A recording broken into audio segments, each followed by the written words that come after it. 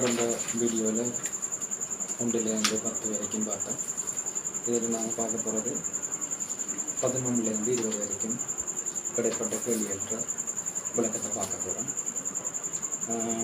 11வது கேள்வி, 212 hertz 210 hertz முதல்களுடைய ஒளிமுதல்களை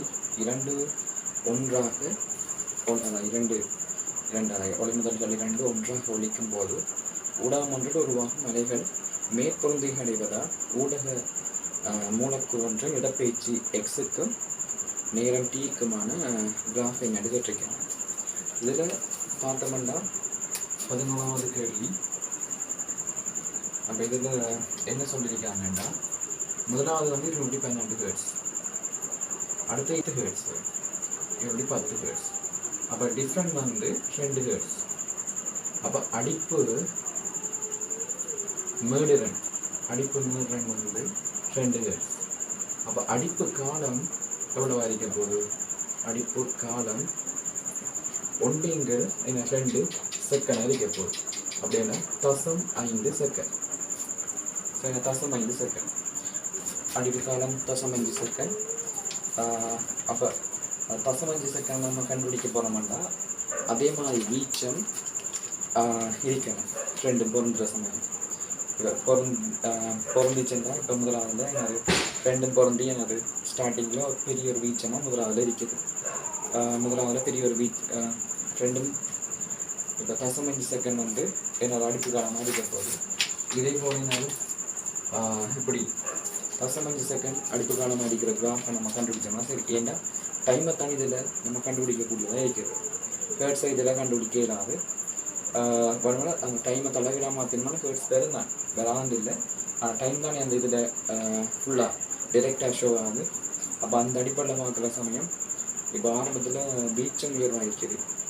அதே மாதிரி வீச்சம் உயர்வான இடம் அடுத்த ஒரு செகண்ட்லாம் வருது. அப்போ அந்த அடிப்பு காலம் ஒரு செகண்ட் அடிக்க போகுது.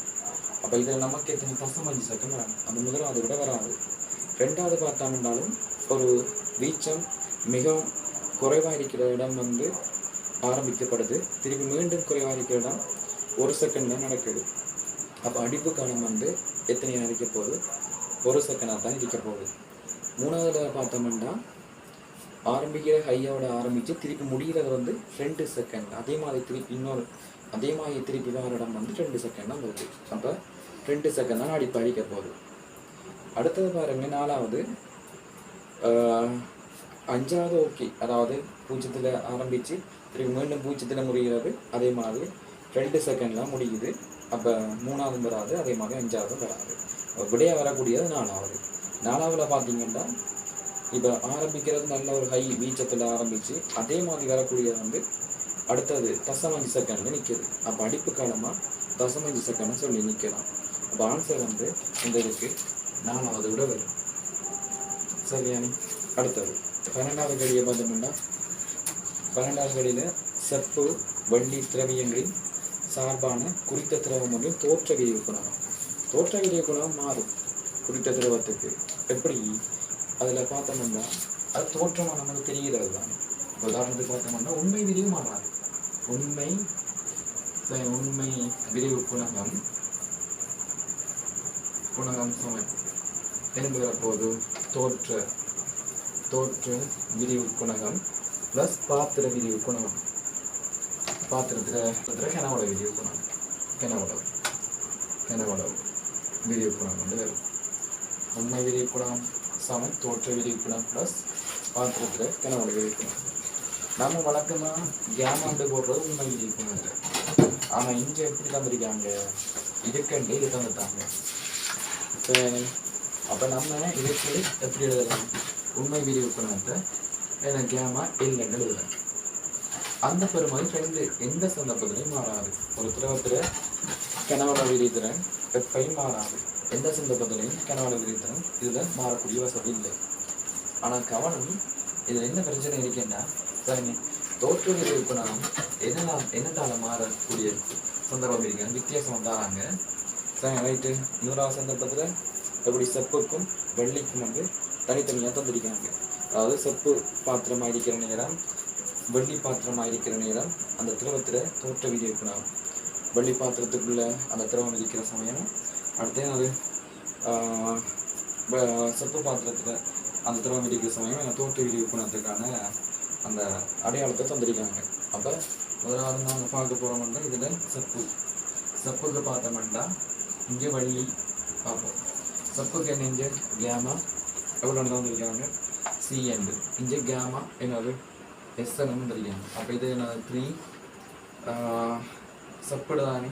அந்த செப்பு பாத்திரத்துக்கு பாத்திர விதிவு குணம் சொல்ல போனோம்னா அது பாத்திரத்தில் கனோட விதிவு குணம் சொல்ல போனோம்னா அல்ஃபா தந்திருந்தா ஏகபரிமான விதிவு குணம் தந்திருந்தால் அது 3 அளவு பெருக்க வேண்டியது.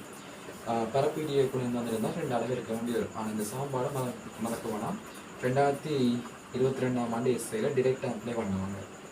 அப்போ டிரெக்டாக அப்ளை பண்ணி விட அப்படியே டிரெக்டாக அப்படியே போய் பண்ணுறீங்க. அந்த ஒர்க்கை செஞ்சு வரீங்க. பவுஸ் இருக்க வேண்டிய உண்டு. அப்போ இது என்ன 3 ஆல்ஃபா சி, இந்த இடத்துல 3 ஆல்ஃபா எஸ் ரெண்டு வைப்போம். எஸ் தான் கேள்வி, அதாவது வெள்ளியில் தான் கேள்வி. அப்போ இது ரெண்டையும் சமப்படுத்தி விட்டீங்கன்னா சரி. அப்போ சமப்படுத்தி விட்டேன் இது ஸ்டேபிளான மாதிரி இதில் ஆன்சர் கேட்குறது தானே. அப்போ எப்படி வரப்போகுது பார்த்தோம்னா கேமா சி ப்ளஸ் 3 ஆல்ஃபா சி சமானது கேமா எஸ் ப்ளஸ் 3 ஆல்ஃபா எஸ். அப்போ ஆல்ஃபா எஸ் என்று வரப்போகுது கேமா C plus 3 alpha C minus கேமா எஸ் பை 3. ஆன்சராக சொல்லக்கூடியது முதலாவது ஆன்சர் சொல்லலாம். முதலாவது ஆன்சர். அடுத்த 13ஆவதுல 6 சென்டிமீட்டர் 2 சென்டிமீட்டர் குவித்துறமுடைய 2 குவிவிலைகள் கூட்டு நுணுக்காட்டியாக அமைக்கப்படுது. அப்போ 6 சென்டிமீட்டர் இருக்குது, 6 சென்டிமீட்டர் 2 சென்டிமீட்டர் கூட்டு நுணுக்காட்டிக்கு, அதாவது கூட்டு நுணுக்காட்டிக்கு யூஸ் ஆகுது. வாணிய துளையாட்டிக்கு குவியத்துறம் பெருசு வந்து பொருளியாகும். இங்கே கூட்டு நுணுக்காட்டிக்கு குவியத்துறம் பெருசு வந்து பாறை துண்டு. அப்போ இது வந்து பாறை துண்டிடுது, பாறை துண்டு. இது வந்து பொருள். கேட்டது வந்து என்னது நுணுக்காட்டியை பயன்படுத்தி 30 சென்டிமீட்டர் தொழிற்பாறை நுழைத்தூரம் உடைய ஒருவரால் இயல்பான செப்பஞ்செய்யில் ஒரு பொருள் அவதானிக்கப்படுகின்றது பாறை துண்டின் ஏகபரிமாண ஒரு பெருக்கம். அப்போ பாறை துண்டு ஏகபரிமாண ஒரு பெருக்கம். அப்போ கோண ஒரு பெருக்கம் என்னது எம் சமம் என்னது m0 தர எம்இ மறந்தாங்க. இந்த எம்இயை தான் கேட்டிருக்குது. அப்போ எம்இ என்னென்று வரப்போகுது d/fe + 1. டி வந்து வந்திருக்காங்க, எவ்வளோ வந்து வந்திருக்கேன் 30 சென்டிமீட்டர்னு வந்திருக்குது. அப்போ எஃப்இன்னு நம்ம என்னதை கண்டுபிடிக்கணுமா பெரிய எடுவர். அப்போ எத்தனை 6 சென்டிமீட்டர் 6 சென்டிமீட்டர். அப்போ எனக்கு எம்இ என்னென்று வரப்போகுது 30 சென்டிமீட்டர் இங்கு 6 சென்டிமீட்டர் ப்ளஸ் 1. அப்போ 5 + 1 6 ഇവിടെ 6 എത്രയാവും 4. இதில் நமக்கு எம்சிக்கு வார நேரம் ஃபைனலுக்கு இது தெரியணும், இதுவும் தெரியணும். இது எழுதுறதுக்கு எப்படி வரும் இதே மாதிரி தான் போடுறீங்க. ஆனால் இந்த இடத்துல பி கீழே f0 -1 இந்த ப்ளஸ் வரும், இங்கே -1 இயல்பான செப்பஞ்செய்க்கு. இயல்பற்ற செப்பஞ்செய்க்கு இதே மாதிரி தான் வரும். ஆனால் இந்த இடத்துல +1 போடாமல் d/fe போட்டுருங்க. இந்த இடத்துல +1 போடாமல் d/fe போட்டுருங்க. சரி, இதை தான் ஃபைனலுக்கு பார்த்துட்டு போங்க. லைட்டில் எஸ்ஐ வார நேரம் கேட்கலாம். அடுத்தது ஒரு காவட்டம் மரவட்டம் சேர்ந்த மாதிரி ஒரு கடத்தியை முழுமையான கடத்தியை போட்டு வச்சுருக்காங்க. அதில் காந்தப்பாயடத்தி போவில் வைக்காங்க. அப்போ அந்த வரைவு, அதாவது அந்த படம் எப்படி இருக்குதுன்னா இப்படி கிடக்குது, இப்படி போய்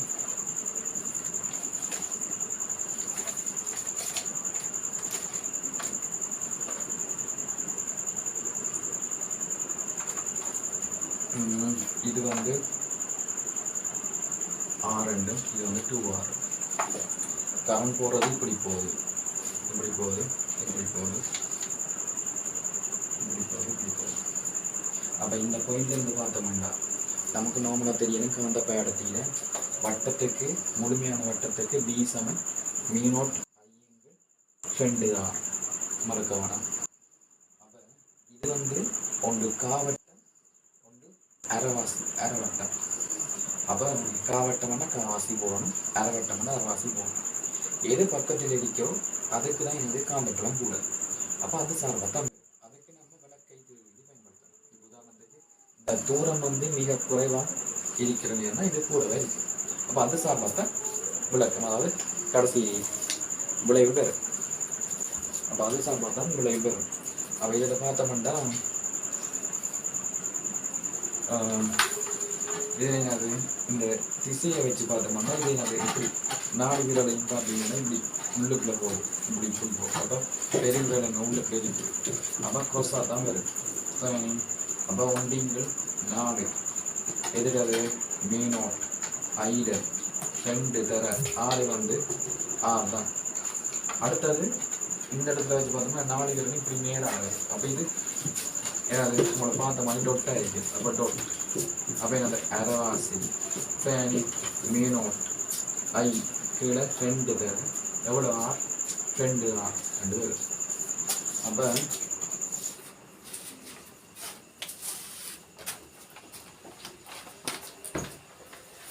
அப்போ இதில் அடியை பார்த்தோம்னா 2 2 2 8, இந்த 2 4 2 8. மேலே எத்தனை தொகுதியில் பார்த்தோம்னா பூச்சியம். அப்போ அதாவது இந்த மேலே உண்டு இங்கே உண்டு. ஏன் பூச்சியம்னு சொன்னாண்டா இது தர இது 1 2 இருக்குது. இது பெருசு எந்த எடுத்து பார்த்தோம்னாலும் பின்னாடி தான் பெருமல்ல 2 சமமாக இருக்குது. அப்போ என்ன வர போகுது 0 தான் வரும். அது 15வது புவித்துறை உடைய ஒடுக்கவில்லைனா மெய்ப்பொருளுக்கு ஸ்மாலின் உருப்பெருத்த மாயுமம் பெறப்படுது. அப்போ மெய்ப்பொருளுக்கு மாயுமம் பெறப்படுதுன்னா அது எந்த நிலை, இப்படி புவியில் ஒன்று இருக்குதுண்டா இது எஃப்ண்டா எஃப்க்குள்ள பொருள் இருந்தால் தான், சப்ஜெக்ட் வந்து எஃப்க்குள்ள இருந்தால் தான் மாயுமம் வந்து பெறப்படும். அப்போ இது வந்து இந்த தூரம் வந்து பொருள் தூரம்னா பிம்ப தூரம் இந்த பின்னாலே இல்லையா போகும் பி. அப்போ போகிற திசை, இதில் அந்த போகிற திசை கதிர் போகிற திசை வந்து நெகட்டிவ் பாசிட்டிவ் அதுக்கு எதிரான திசை.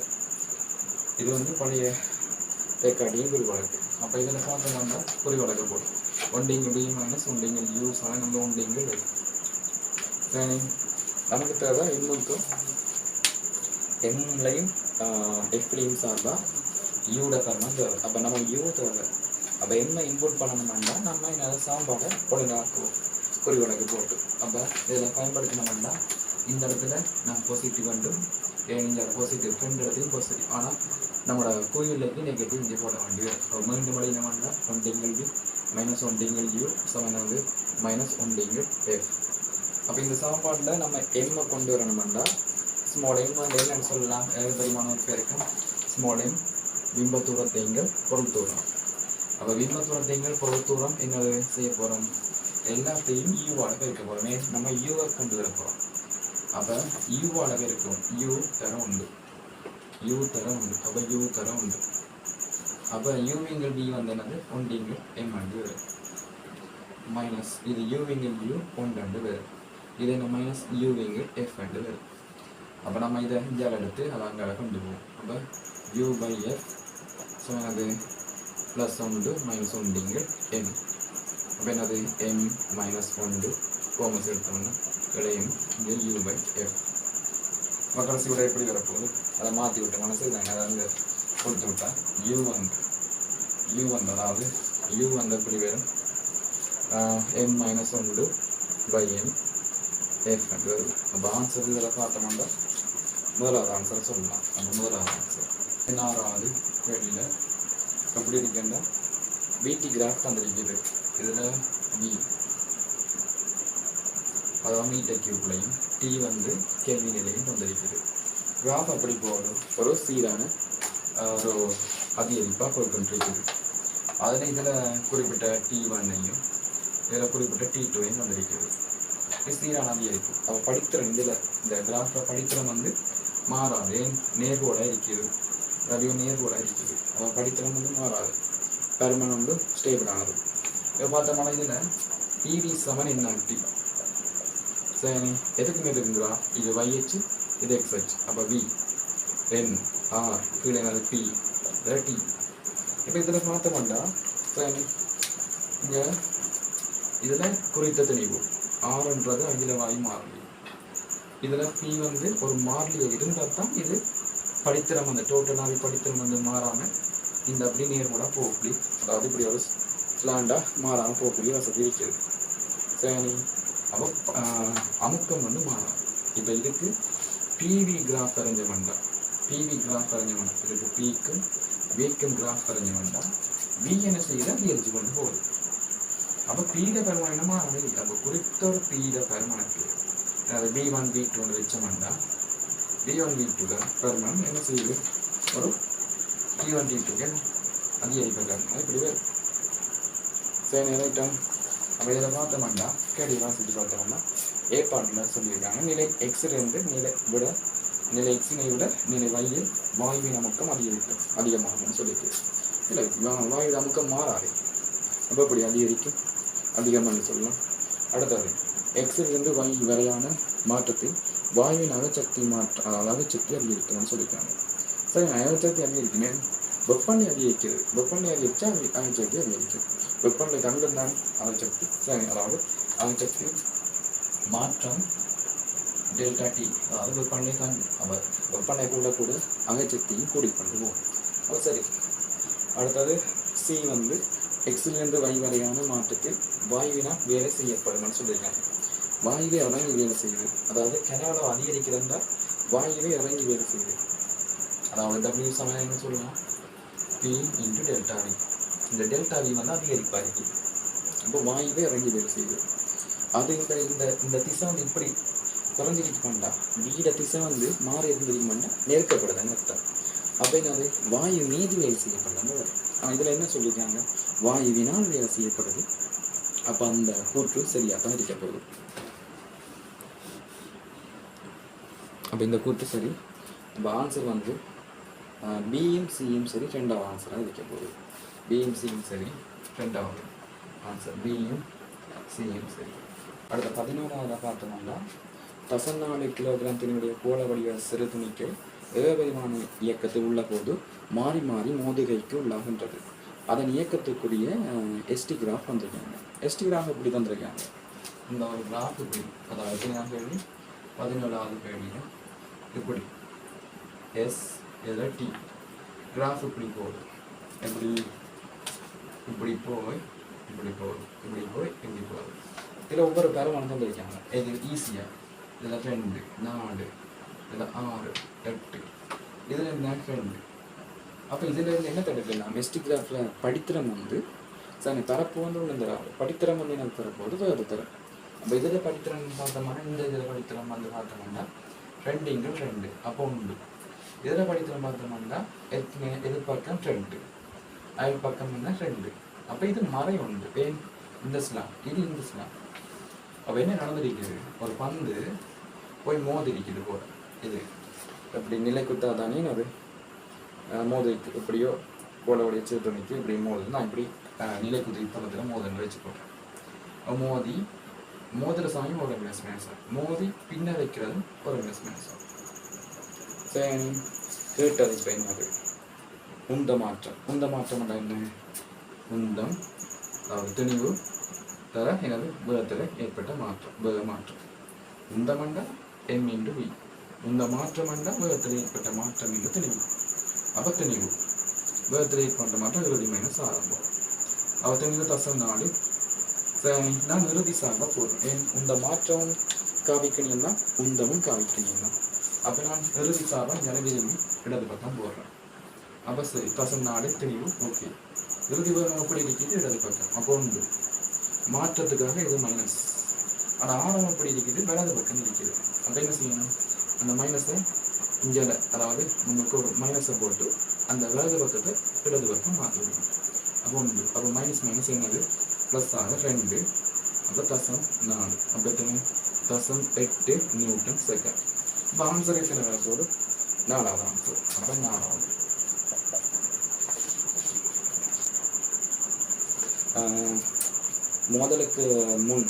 மோதலுக்கு பின் வந்து உந்தங்கள் பருமனை தந்திருக்காங்க. எக்ஸ் அச்சில் நீர் வழியோ அடுத்த என்னது Y அச்சில் நீர் வழியோ தந்திருக்காங்க. திசையை பொறுத்தோ நேர் மறை என்றது மாறிக்கொள்ளும். சரி ரைட்டு. அப்போ இதில் பார்த்தோம்னா ஃபஸ்ட்டாக ஏக்கும் பிக்கும் தந்திருக்கிற தரவின் அடிப்படையில் பார்க்குற சமயம். இப்போ உதாரணத்துக்கு ஃபஸ்ட்டாக கிடையை வச்சு பார்ப்போம். அதாவது எக்ஸ் அச்சில் திசையில் இப்போ ஏக்கு -4 தந்திருக்காங்க. அப்போ எப்படி இருந்திருக்கு ஏ வந்து சரி ஈடது வந்து இப்படி ஒரு ப்ளஸ் இங்கே இருந்திருக்கணும் வலது பக்கம். இது இந்த இந்த அச்சு வச்சோம்னா இந்த இடது பக்கம் வந்ததான் மைனஸ் வந்து வச்சுக்கிடுங்க.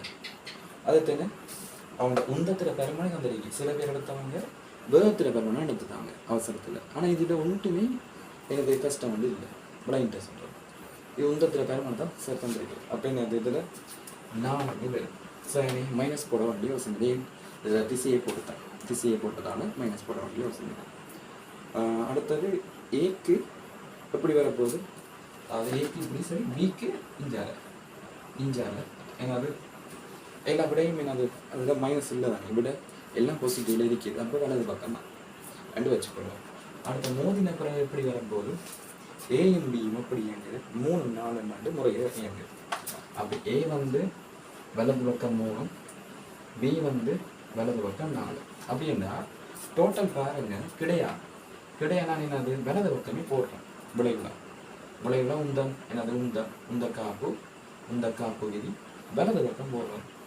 அப்போ இறுதி உந்தத்தில் எத்தனை 4 3 7 வலது பக்கம். அப்போ 6 உந்தம் இப்படி வரும்போதும் இஞ்சால இவருக்கு எத்தனை இருந்திருக்கணும் பார்த்த வேண்டாம், 11 இருந்திருந்தா தான். ஏன் இஞ்சால இதில் நான் என்ன அது வலது பக்கம் போட்டேன், இது இஞ்சால பக்கம். அப்போ இங்கே மைனஸ் போட்டு 4. அப்போ இங்கே என்னது பி. அப்போ எத்தனை வரப்போகுது? பி 11. சிம்பிள். அப்படி விளைவிக்கிற நமக்கு ஒன்று இருக்கிறது 3வது. சரி, அப்படி இல்லாட்டியும் வையச்சுக்கு நம்ம சரியாக பார்த்தோம்னாலும் அதை கடமை இருக்கிறாங்க. அதையும் பார்த்தோம்னா வையச்சில் எப்படி இருக்கிறாங்க? ஏ வந்து மேலே போகுது. அப்போ ஏ வந்து எப்படி போகணும்னா மேலே போகுது. அப்போ ஏ வந்து மேலே எப்படியும் ஒரு மோதல் ஒன்று நடக்குது. இது ஃப்ரெண்டு திசையிலே மன விளைவிட தான் அது இயங்கியிருக்கும். இது நம்ம கேள்வியின் அடிப்படையில் இப்படி மேலே கீழேன்ற மாதிரி தகராங்க வாசிக்கிறது தான் டைம் ஆகும். சரி, அடுத்தது நம்ம மேலையும் அடுத்தது இவர்றது கீழையும் இப்படி கீழே வந்து மோதணும். சரி, அப்போ அவர்றது இப்படியும் இருக்கும், இவர்றது இப்படியும் இருக்கும். ஆனால் நாங்கள் தனித்தனியாக எக்ஸைஜ் வைஹெச்ன்னு பார்க்குறோம். இதில் இவர்றது வந்து வீரது வந்து 2, இவர்ற மேலே 5. சரி, இப்போ பார்த்தோம்னா ஏக்கு பாசிட்டிவ் தான் வந்துருக்குது. அப்போ இது சேர்ந்தா அந்த இடத்துல இன்னொரு பி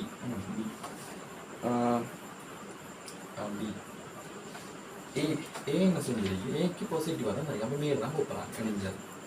அடுத்த பிக்குமே நிறைய பிக்கு அதுவுமே அது மேலே 2, இது 5. 5 ஏக்கு ஏன்னா வந்துருக்கு.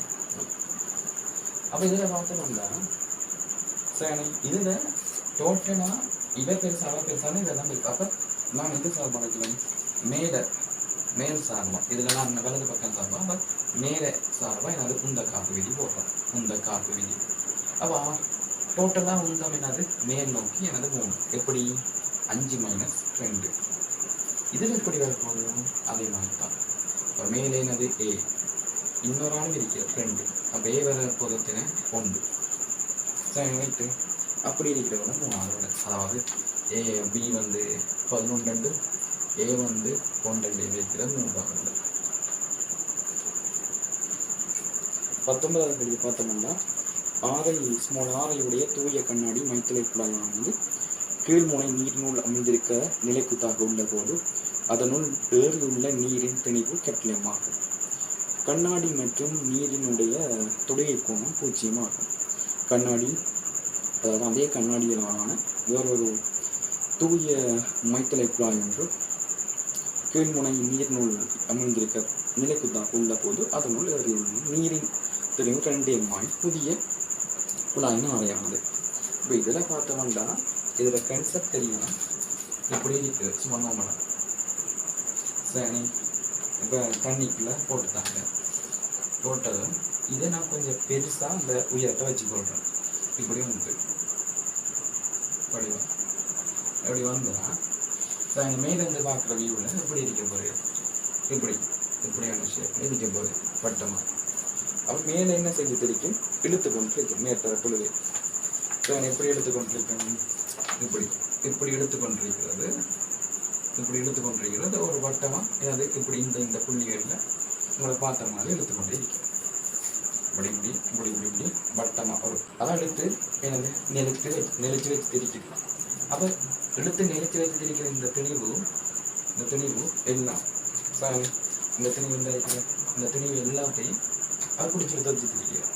அப்போ இழுவை இழுவையிலான விசை என்னன்னு சொல்லலாம். உதாரணத்துக்கு மேற்பரப்புள்ள டிஎன்ல ஒரு இழு விசை அதோட குறிப்பிட்ட லென்த் வீதம் தான் மேற்பரப்புழுவை. அப்போ மேற்பரப்புழுவையான விசை வந்து எஃப் வந்து என்னது மேற்பரப்புழுவை என்று எல் என்று வரும்.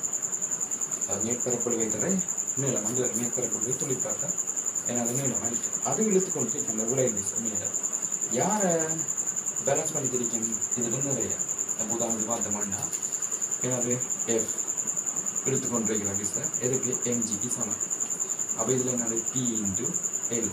இந்த எல் வந்து மேற்பரப்புழுவை தாக்குற நீளமாக இருக்க போகுது. அது என்னது வட்டமாக தான் இருக்க போகுது. இந்த வட்டமாக இருக்க போகுது. இந்த கோள வடிவமாக இந்த இதில் இருக்கிற கோள வடிவமாக இருந்தாலும் அது குழி தான் அது. ஆனால் அந்த மேற்பரப்பு இப்படி அடிக்க போது வட்டமாக இருக்க போகுது. சரி, இந்த இந்த இந்த இந்த இடத்துல அந்த ஸ்டார்ட் பண்ணி இப்படி வட்டமாக இருக்கும். சரி, அந்த வட்டத்தில் நான் இழுத்துக்கொண்டே இருக்க போகுது. இந்த ஒரு இழுவ மாதிரி அதான் மேற்பரப்புள்ளே எடுத்துக்கொண்டிருக்கு.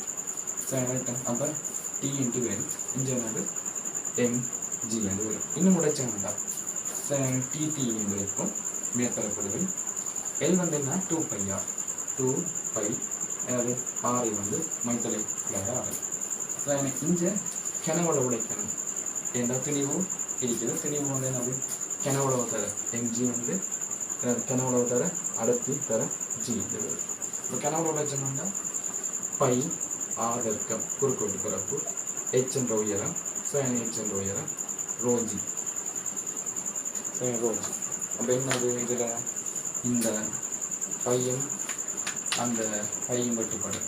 இந்த பையும் வெட்டுப்படும். இந்த ஆறும் அந்த இதுவும் வெட்டுப்படும். அப்போ என்ன வரும் ஹெச் ரோஜி சமனாது 2t/r ரெண்டு. சரி, கொஸ்டீட்டா அதில் ஒரு டீட்டா வந்து நிற்க வேண்டாம். அது இதில் சேரும் கொஸ்டீட்டா.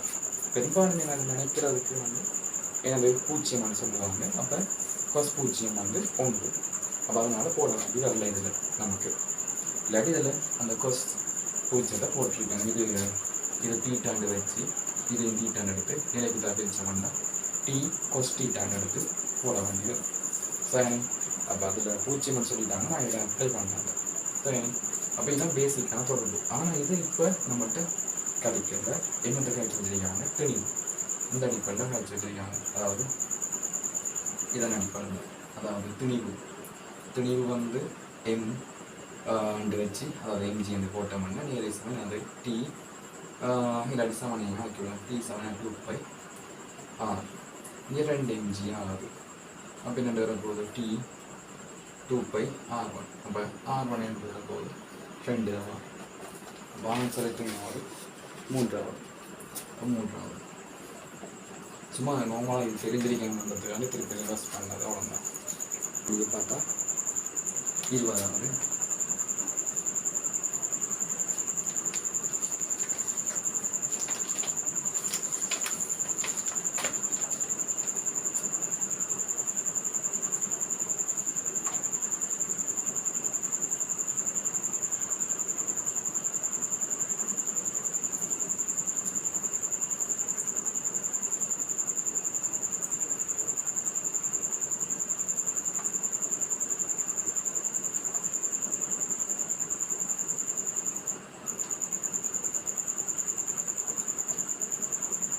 இதில் நமக்கு தெரிய வேண்டியது 2 விசைகள் பெர்மனன்ட் சமனாக இருக்கின்றன. 2 விசைகள் பெர்மனன்ட் சமனாக இருக்கின்றன.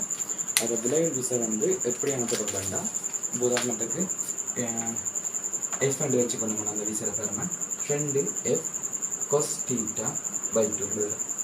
வேக மாற்றத்துக்கான தொடர்பு 2v sin θ/2 மாறுறாங்க. வட்டமாக இயங்குற நேரம் இது 2f cos θ/2. இவ பார்த்தோம்னா இவங்க 2 பேர விளைவு இப்படி இருக்கு. அது அறிஞ்சால் அது என்னது 2f2 cos θ. அதாவது cos எத்தனை 45 கேப் வந்து 90. அப்போ 90/2 இவன்றது இஞ்சால் அடிக்கும். இந்த 2 பேர். அப்போ இஞ்சால் என்ன வரும் இதில் பார்த்தோம்னா இதில் நான் அப்ளை பண்ணிடலாம். நான் சரி இந்த இடத்துல நான் போட்டு கொடுக்குறேன். இவ்வளோ வரப்போகுது. இதில் பார்த்தோம்னா f2 போட்டு இந்த இடத்துல தீட்டாவுக்கு பதிலாக இதை போடலாம். 60 வந்து 120. சரி ரைட்டு. அப்போ இதில் பார்த்தோம்னா எத்தனை 90 45 அப்போ 1 வர்க்கணும் 2. அப்போ 2f2 1 வர்க்கணும் 2. இது பார்த்தோம்னா 2f1 cos 60 ரெண்டு வந்துடும். அப்போ அரை cos 60 அரை, இது 120 நியூட்டன் அரையாக வந்துடும். அப்போ இந்த அரையும் இதுவும் பட்டுப்பட f1 மிஞ்சும். இங்கே என்னது 2f2/√2. இப்போ இது ரெண்டு இப்போ சமனாக இருந்திருக்குமாண்டா விளைவு விசை பூச்சியம். இவன்ற கேள்வியில் என்ன சொல்லியிருக்காங்க, இப்படி தொலைப்படுற 4 ஒரு தள விசைகளில் விளைவு விசையில பெருமனை வந்து f1 சொல்லியிருக்காங்க.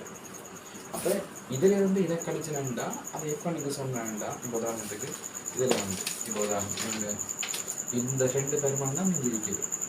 இங்கே இது கிடையா, இங்கே வலது பக்கம், இது கிடையா இடது பக்கம். அப்போ f1 இருந்து மைனஸ் என்ன 2f2/√2 கழிச்சு அது f1 சொன்னாங்கன்னா பூஜ்ஜியம் அப்படின்னு சொல்லிடலாம். ஏன் அவரை பெருமாள் கழிச்சா பூஜ்ஜியம் ஆயிடும். ஆனால் எப்படி வேற மீது இப்படி வராது. யார் பெருமாள் பேர் சார்ந்திருக்கு, வேற பெருமாள் பேர் சார்ந்திருக்கு. எப்படி அதை சொல்லலாம்? சரி, எப்படி அது இந்த 2 f2 2 மைனஸ் f1 சமன் f1. இப்போ சொன்ன மாதிரி என்ன 2f1 இங்கே என்னது 2f2/√2. அப்போ இந்த ரெண்டும் வெட்டுப்பட கேட்டது என்னது இது f2, இது f2 கேட்டது என்னது f1 நீங்கள் f2. அப்போ f1 நீங்கள் f2 என்னென்று வேற போகுது 1 நீங்கள் வர்க்கமூலம் 2 1 நீங்கள் வர்க்கமூலம் 2. f1 நீங்கள் f2 வந்து என்ன வரைக்கும் 1 நீங்கள் வர்க்கமூலம் 2. ஸோ என்ன ஆன்சர் 20க்கு 5வது ஆன்சர் வந்து. இதில் முக்கியமானது விளைவீசு பூச்சியம் எடுத்துருவோம். அவசரப்பட்டு எடுத்தோம்னா சமப்படுத்தி வேறு எத்தனையாவது ஆனால் 2வது விட வரும் போல். சரி, 2வது விட எடுத்துருவீங்க. அதாவது 2 சமப்படுத்தினீங்கன்னா f1 f2 இப்போ மேலே √2 கீழே √2 முதலாவது அதான் 2வது விட வந்துடும். ஆனால் 2வது விட இல்லை, 5வது விட வரும். நீங்கள் விளைவு வீசை வந்து பூச்சியம் இல்லை f1 சொல்லி வச்சுருக்காங்க. சரி, ரைட்.